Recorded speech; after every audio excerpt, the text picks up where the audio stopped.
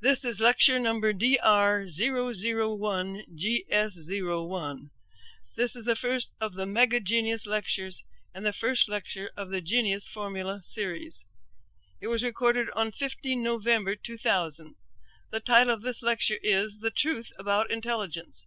It is 40 minutes long. Copyright 2000 by Mega Genius. All rights reserved. This lecture is protected by internationally valid copyright. It may not, in whole or in part, be duplicated, transmitted, or otherwise reproduced without the express permission of Mega Genius. Unauthorized translation, importation, or distribution is a violation of applicable laws. Mega Genius is a United States federally registered trademark and service mark. And now, here is Mega Genius. If you seek wisdom, I have the answers, the most intelligent answers, because thinking like a genius is what I do better than anyone else. I admit to being an immodest person who has much to be modest about. As a certified mega genius, however, my intelligence collides with the top of the IQ scale, exceeds the uppermost limit of the highest category of the IQ scale, and continues to some unknown and immeasurable point. On the Wechsler Adult Intelligence Scale Revised, widely recognized as the world's most accurate and valid intelligence test of the 21st century, my intelligence is the highest ever recorded. I am the only person who resigned from every major high IQ society in the world because none were able to provide me with a sufficient degree of intellectual stimulation. Mankind believes knowledge is power. Mankind is wrong. Far more than 99% of all human thought is crap. It is rubbish. More than 99% of all the things you could know are actually not worth knowing. The few things that are particularly worth knowing constitute wisdom, and only in wisdom resides true power. Accordingly, these Mega Genius lectures are far more important than all the knowledge you could receive at the finest university in the world. These are lectures of wisdom. It is important for you to think as intelligently as possible. Doing so will increase your understanding of life, which is essential to surviving, attaining your goals, and increasing your happiness. The essence of it all is that, as the years pass, this universe will break your heart repeatedly, unless you have the intelligence to understand enough of its rules. On the other hand, if you do understand this universe well enough, life literally becomes a paradise. Every aspect of your existence depends directly on how you perceive it. It's all in how you think, and I will show you how you can learn to think exactly like a genius. Intelligence is easily teachable if taught intelligently. The foundation of these Mega Genius lectures is an astounding breakthrough in man's evolution. My discovery of a simple three-step formula innately used by every true genius to think through anything. The genius formula is concise and immediately understandable to anyone of average intelligence. As easily as wafting a magic wand, as soon as you know the secret, you can immediately use the genius formula to skyrocket your intelligence, even to think exactly like a genius. It's really that easy.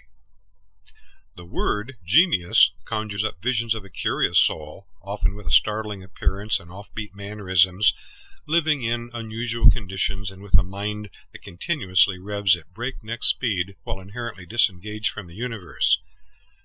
As one who has crossed paths with many of these eccentrics, I admit that they do march to the beat of a different drummer.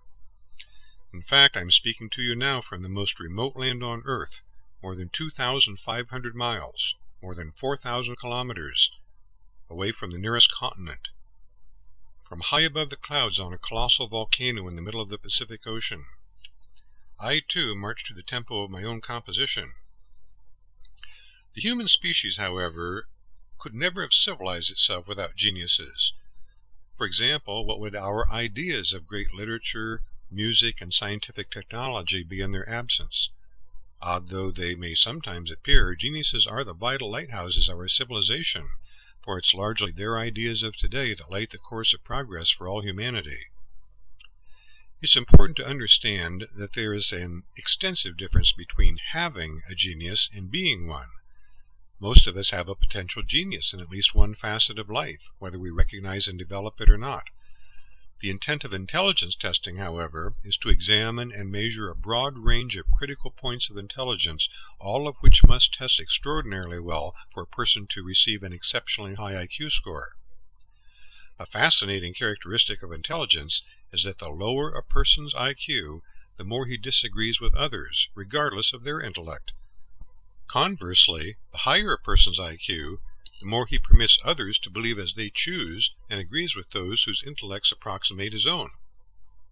Accordingly, geniuses tend to see things similarly, and the highest caliber geniuses, true geniuses, view things essentially identically. Strangely, though, man has a greater understanding of the dark side of our moon than he has of the mind of a true genius. Most people think that a genius dwells in a world of his own, and they are so right. But what a world! Matters such as relationships, money, crime, luck, religion, children and parents are easily understood. The very idea of having oppressive problems is ridiculous. Happiness isn't elusive. Sex isn't confusing. Death isn't mysterious. And truth isn't even slightly hidden. Really, there is no mystery without an understanding. There is no riddle without a solution. There is no question without an answer. Life, which appears mysterious and illogical when viewed with average intelligence, adjusts clearly into focus and is completely understandable from the viewpoint of extremely superior intelligence.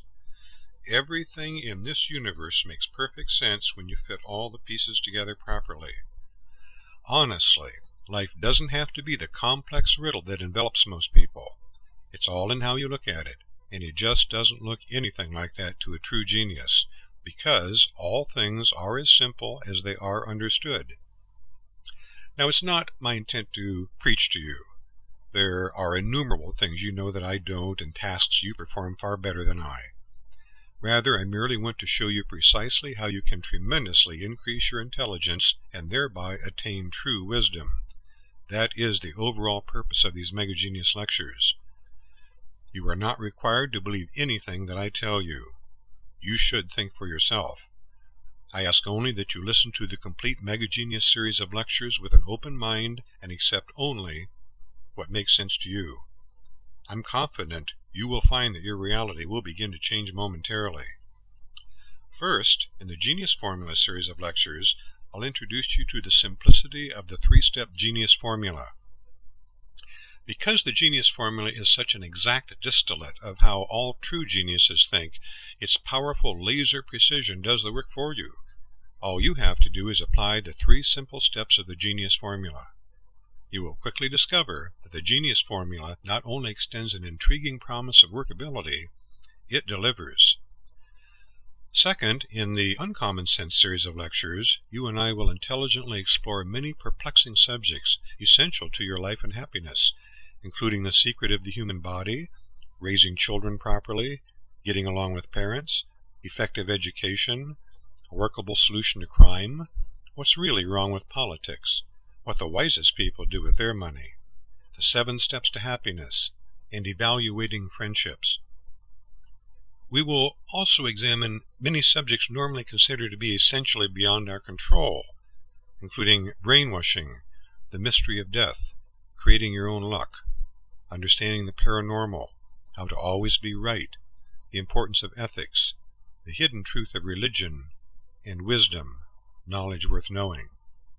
I'll forthrightly guide you toward a superior understanding and an effective handling of many of life's most troublesome facets. Don't be surprised if they appear to be entirely new topics. Third, in the Truth series of lectures, I'll show you the astounding extent to which the Genius Formula is workable. We will explore the Genius Formula's infinite potential to reveal truth. You will even discover for yourself how it feels to understand the entire macrocosm by viewing it from the outside. Such is the power of the Genius Formula. Now, we are not merely beginning an exciting and enlightening journey. For some, that may be enough, and so it will be. But for those of you with a spirit to seek unlimited truth, wherever we may find it, we are embarking on an adventure of unimaginable scope and dimensions. So as we begin this Genius Formula series, Come step with me now from this world into a universe of absolute understanding. I know precisely where we're going, and I'll lead you carefully along the way. All of these lectures are based on the application of the Genius Formula, which I'll explain in detail later in this series. The Genius Formula is the analytic procedure of reasoning innately used by persons of extremely superior intelligence. It is the most basic and effective process to isolate and identify truth. The Genius Formula works. Throughout these Mega-Genius lectures, I'll be using the term mega-truth. A mega-truth is defined as a fundamental deduction of magnitude by perfect application of the Genius Formula that reflects the total absence of falseness and has the potential of being perceived as true by everyone. A mega-truth may also be defined as a self-evident or potentially self-evident truth of basic nature and particular importance resulting from the perfect application of the Genius Formula. In other words, a mega-truth is an extremely important statement that is absolutely true. There is far more to mega-truths than you are likely to immediately realize. Mega-truths are absolute pearls of wisdom. Now, throughout the Mega-Genius series, I'll be giving you dozens of mega-truths to which you should pay particular attention. I've already given you the first one. All things are as simple as they are understood.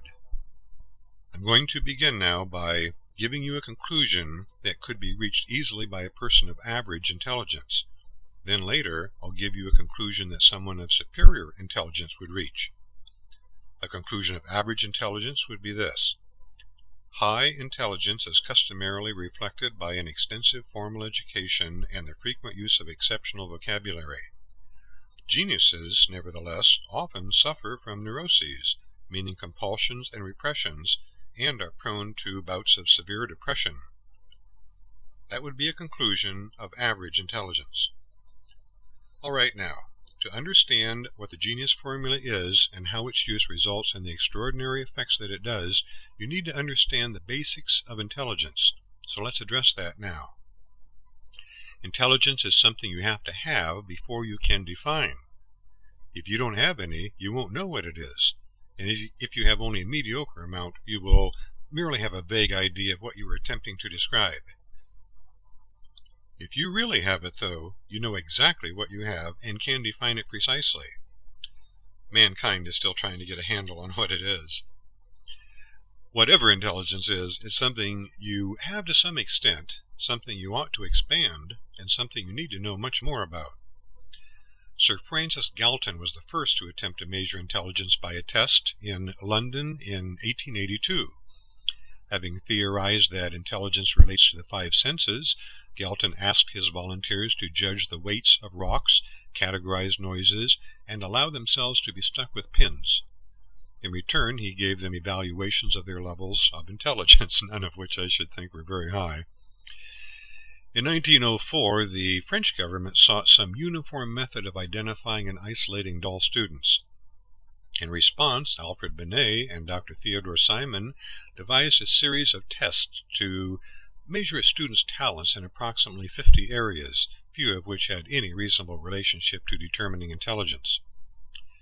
Then in 1916, Louis Terman revised the Binet-Simon tests and soon originated the idea of relating one's test performance to one's age, thereby arriving at an intelligence quotient, or IQ.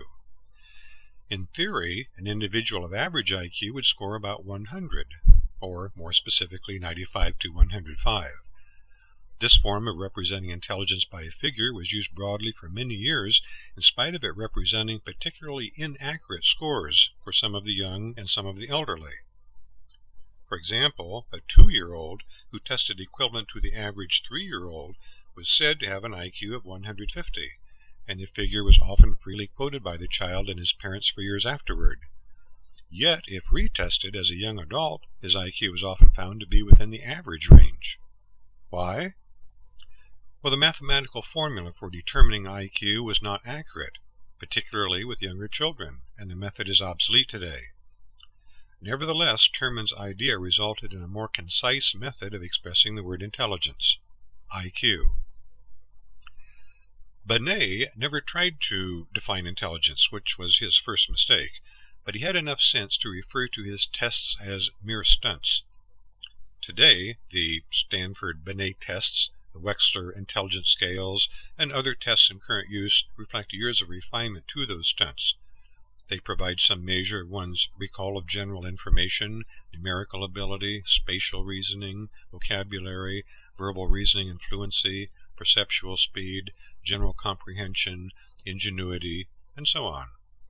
The theory is that mental abilities are interrelated, and therefore a score that reflects the average of the subject's abilities in the areas tested will most accurately represent a measure of his intelligence. That, however, is analogous to someone recording the temperature in each office of a large building, arriving at an average figure of 76 degrees Fahrenheit, and concluding that the tenants are able to go about their duties in an atmosphere that is conducive to normal conduct. Well, perhaps the thermostat in a storage room that the person failed to check was stuck at 43 degrees, and in another sector, in which he did take a reading, he failed to notice papers smoldering in a wastebasket. The entire building may be crackling ashes in an hour, but the average of the readings equates to conditions normal.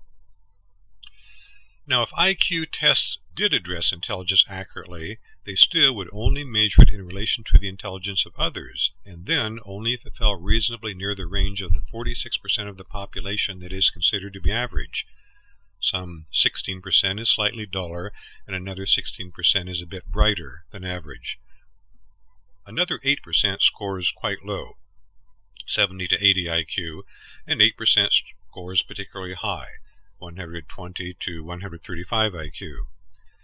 Of the remaining 4%, and my figures are approximate, 3% is composed of morons, imbeciles, and idiots, and 1% represents those who approximate or fall within the range of genius. An essentially meaningless game is occasionally played by some whose intelligence ranges from average to gifted. I call it the mine is bigger disorder. The game is to attempt to convince those not in the know that you are smarter than you are by alleging that your IQ is higher than it really is. Now, the players fall into two categories. One, those who are actually deceived themselves, and two, those whose intent is merely to deceive others. The deceived don't know they're playing a game. They truly think that their inflated IQs are accurate. They may have been assigned high IQs when they were young, but don't realize that psychometrists who administer tests of mental measurement later discovered that the particular test they received was significantly inaccurate when given to children. Others were deceived as adults by having received intelligence tests that were later determined to be somewhat inaccurate for all ages. As long as the IQs that were assigned were high, however, the deceived are likely to continue to quote their misleadingly high IQs for the rest of their lives. The deceivers know they are playing a misleading game. They fall into two groups. The first is those who boldly lie. They simply claim that their IQs are extraordinarily high, confident that they will never have to provide documentation. This is much more common than you may suspect. The second group is those who have been assigned high IQ scores and then use a variety of tricks to cause themselves to be assigned higher and higher scores. It's similar to the juggler's trap. You may be able to juggle 5 hoops, but how about 6? How about 8? How about 12? Well, you may be able to juggle 12 hoops, but I doubt that you can juggle 12 balls. Why? Because juggling balls is far more difficult than juggling hoops or pins or even butcher knives, but the public doesn't know that. Similarly, those who misleadingly seek the assignment of the highest intelligence scores possible also take advantage of the public's ignorance in several ways. Here's how. One way to claim falsely high intelligence is to refuse to be retested. As a child, this person received a highly inflated IQ score on a test that was later determined to be significantly inaccurate at the higher IQ levels when administered to children. Therefore, as an adult, he claims to have an extraordinarily high IQ, but refuses to submit to the most accurate testing currently available, which would probably reflect intelligence in the average range. A second way to claim falsely high intelligence is to take advantage of the public's ignorance about IQ scores. If I said the temperature outside is 32 degrees, you might think it was freezing, or you might think it was hot, or you might not know which. It would depend on whether I measured it on a Fahrenheit or centigrade scale. Intelligence is also measured on scales that are significantly different at the higher ranges. Therefore, one person's high IQ score is not comparable with another person's high IQ score, unless we also know the name of the test each person took. Understand that IQ is not intelligence. It is a measurement of intelligence. For example, the two individuals' scores might be 30 points apart, but when the two scales are compared, both persons may be found to have exactly the same degree of intelligence. Intelligence tests with narrower scales, from 0 to about 150, tend to be more accurate in determining one's intelligence than tests with broader scales, from 0 to about 200. And tests designed to be administered individually, one-on-one with a psychometrist, are far more precise than written tests administered to many subjects. Consequently, a person who uses this approach to claim a deceptively high IQ score will avoid a particularly accurate test and opt for a less accurate test with a broader scale, in hope of receiving a particularly high IQ number that he can then banter about without ever having to reveal the name of the test that was administered. Still another way to claim falsely high intelligence is to take advantage of the public's ignorance about the accuracy of IQ tests at the highest levels. IQ tests are most accurate in the middle range. If an intelligence test given to John reflects an IQ of average, we could say with a high degree of certainty that his intelligence is too. If his IQ is below or above average, that's probably also accurate, as would be a score denoting even mental deficiency or genius. But where accuracy begins to be lost in particular is at the extremes. Both the lowest ranges and those well above the demarcation of genius. Consequently, according to the most modern methods of determining the IQ of an adult, scores of less than about 50 and greater than about 150 are essentially meaningless. Those are the limits of reasonably accurate measurement of IQ today. For decades, most people have been somewhat confused by IQs and intelligence testing. This has been due to their lack of understanding of the subject. So, how do we make sense out of this confusion between IQ and intelligence? Well, it's easy. First, we understand that IQ is not intelligence, but only a measurement of intelligence. Second, we realize that a high IQ figure is completely meaningless unless we also know the name of the test that was given, the range of the IQ scale associated with that test, and the accuracy of the test in comparison to other intelligence tests. Third, we must understand that revised and increasingly accurate tests are available today, and that there is a modern method of comparing levels of intelligence that supersedes IQ and is used by all the major high IQ societies throughout the world. It's based on what we might call the IP, meaning intelligence percentile, and is easy to understand, at least if you mind your P's and Q's. I'll explain. The average person's intelligence corresponds to the 50th percentile. About half the people in the world are more intelligent and half are less intelligent. Geniuses fall into at least the 98th percentile. Their intelligence is higher than at least 98% of the population. The Wechsler Adult Intelligence Scale Revised is widely considered the world's most accurate and valid intelligence test for adults. It's administered individually and face-to-face by a psychometrist who times every answer with a stopwatch. According to that test, my intelligence is in the 99.99 percentile, which means the top 1/100th of 1% of the population. In fact, however, intelligence cannot currently be measured with accuracy beyond the 99.9 percentile. So I must be content with the fact that, although my intelligence is the highest ever recorded, since it extends to some unknown point beyond the top of the scale, it really isn't accurately measurable by our most modern techniques.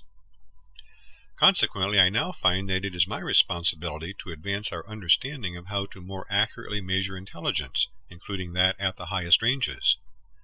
After all, if someone else could have, they would have. Here, then, are the facts of the matter. No one's intelligence has ever been measured accurately, because those who devise IQ tests don't understand intelligence all that well. The single factor that an IQ test measures with unerring accuracy is one's ability to score well on the IQ test. Before you can measure anything, and know that you have done so, you have to be able to define what it is that you are trying to measure. Yet by his own admission, man still has no definitive and workable definition for the word intelligence. Now this reflects poorly on man, since an inability to precisely define the thing that one is attempting to measure is not an attribute of intelligence. Let's make some progress. Intelligence is the ability to differentiate. In other words, how well can you determine difference and lack of difference? That's how intelligent you are. And that definition will hold up 1,000 years from today. For example, let's imagine Jack in a particular situation and look at his initial response, beginning with an extremely low intelligence and continuing through to an above-average intelligence. He cannot distinguish anything. He can distinguish between himself and his general environment. He can distinguish something in his general environment. He can distinguish an object twice in his environment. He can distinguish two identical objects in his environment. He can distinguish them as two identical spiders. He can distinguish them as two different spiders of the same kind. He can distinguish them as two different kinds of spiders. He can distinguish them as a small house spider and a much larger tarantula. He can distinguish them as a small brown recluse spider and a red-kneed tarantula. Now what happened was that Jack progressed from not being able to differentiate at all to being able to distinguish difference and lack of difference fairly well. His increased intelligence will result in a higher survival potential for both himself and those with whom he associates. Jack now recognizes potential danger in his vicinity and can act accordingly. Now, if we carried his increasing intelligence further, he would distinguish the small brown recluse spider as a species that produces a dangerous neurotoxin, and the large red-kneed tarantula as a rather harmless and easily domesticated species that he could easily sell to the nearest pet shop for a profit. Jack will survive quite well in life, thank you. Each person has a separate level of intelligence for every conceivable subject. On some matters Jack may differentiate well, and on others he may not. For example, he may be bright on the subject of his favorite kind of music, and dull on the subject of money. Most people are. He may have a genius for mathematics, but an idiocy for painting a picture. Furthermore, Jack's intelligence on any subject can appear to vary from moment to moment. Now, are we basing Jack's intelligence upon his education? No, we are not. Rather, his education is substantially dependent upon his intelligence. Jack cannot learn any better than his ability to distinguish difference and lack of difference. That one has not learned the art of painting and considers that he cannot paint does not mean that he has a low level of intelligence about the matter. The question is, how easily can he learn? Ignorance is not knowing the difference. Stupidity is not being able to learn the difference. One can learn as easily as he can distinguish things that are very different, somewhat the same, similar, and extremely similar about painting. Again, don't get caught in education. Jack didn't need to know that the brown recluse spider is of the class Arachnida, and he didn't need to refer to it as a Loxosceles reclusa. In truth, the frequent use of big words when smaller ones will do just as well denotes a mediocre intelligence on the subject of communication, at best. The whole idea of words is to communicate, not to veil thoughts. All Jack needed was the intelligence to know that it would be wise to be able to recognize particularly dangerous spiders in his environment. Now, did that require considerable education? Not at all. There are currently only 2 known kinds of particularly poisonous spiders in the entire United States, the black widow and the brown recluse. Jack didn't need an extensive education. He learned it from the internet. Jack is only 9 years old. Therefore, it would seem that we need to design intelligence tests that measure one's ability to distinguish difference and lack of difference on many subjects, note the high and low scores, and average the person's performance to arrive at a meaningful figure that will reflect a composite of his intelligence. Then we would have a reasonably accurate indication of his overall IQ, right? Wrong. Jack will score 117 and turn to a life of crime. Lisa will score 126 and solve her ailing marriage by becoming an alcoholic. Tommy will score close to genius today, only to fire a bullet through his skull tomorrow. Are these intelligent acts? Of course not. So where is the flaw? Well, here's the major flaw. Intelligence tests fail to measure emotional volatility, how susceptible the person is to being the effect of undesirable emotions. This is a crucial mistake. If we test Tommy with the standard type of questions about arranging items in meaningful sequences, recreating block designs, vocabulary, etc., he might score 128. He is apparently a bright fellow. But when we ask him similar questions associated with prejudice, abortion, sex, religion, insects, politics, nuclear weapons, and funerals, Tommy might score only 74. Why? When tested on these matters, Tommy suddenly feels uncomfortable emotions. He was angered by a recent ruling on abortion and has always been afraid of wasps. He remembers having personally experienced prejudice. He doesn't like thinking about funerals. Someone he loved died recently. The test isn't so easy. He is thinking hard about cruelty, the devil, rape, revenge, remembering. What's this question about child pornography? His blood pressure rises. The room feels warm. The questions seem more difficult. His reaction time slows. His thought processes are not as sharp as... Tommy is getting stupid fast. This test is measuring Tommy's intelligence regarding additional matters that he encounters on a day-to-day basis.